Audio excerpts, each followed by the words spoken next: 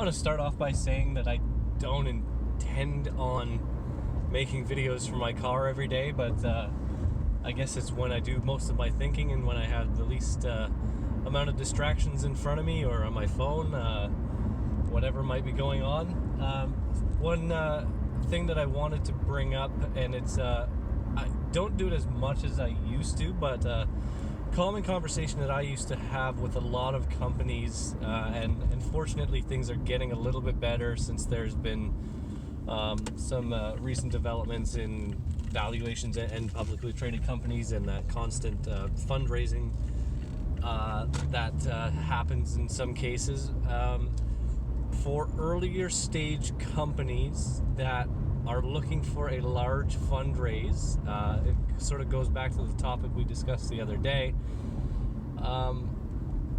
The press release aspect that a lot of people think of from a dollar figure is, I mean, it's very good on paper to take on multiple millions of dollars, but I personally believe that who the money comes from is much better than how much money comes in. And you could even take it a little further. The terms of the money that comes in can still be better than the dollar figure. So I wish that more companies and communications companies, PR agents would post more of that sort of detail. Rather than saying company X brings on $15.5 million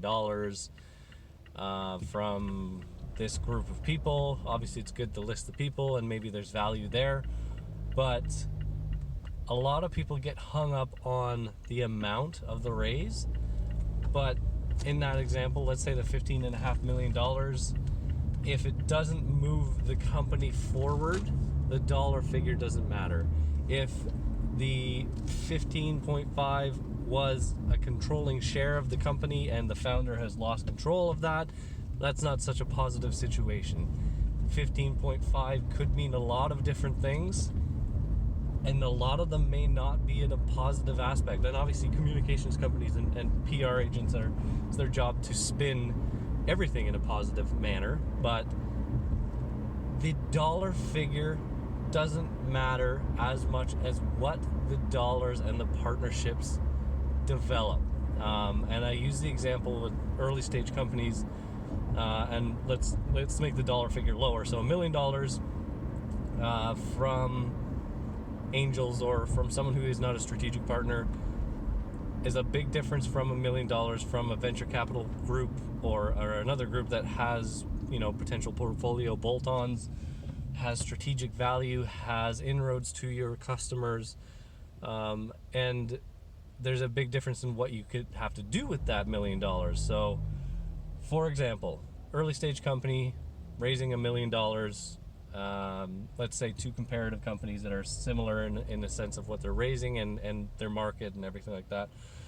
One takes $1 million from an angel group or syndicate that is looking at the company from a value standpoint, which would mean they get the business model, they understand the revenue model, and that's solely their interest in the group.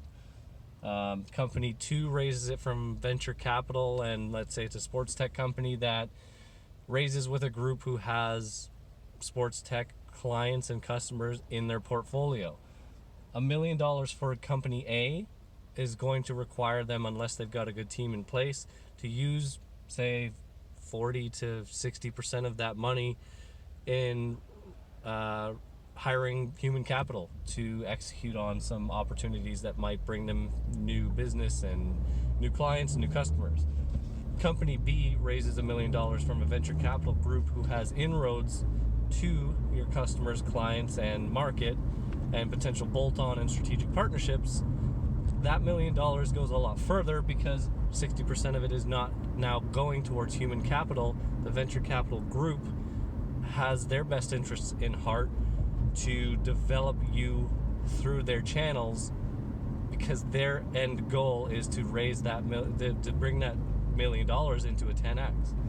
So there's a big difference who you take your money from and the terms at which you take that money than the actual dollar figure. And a lot of it will come down to the cost of getting you to that next step, whether it's, you're losing part of it in hiring, or you can take that $600,000 towards research and development or furthering your business versus hiring someone who maybe the venture capital group has within their network and in their power.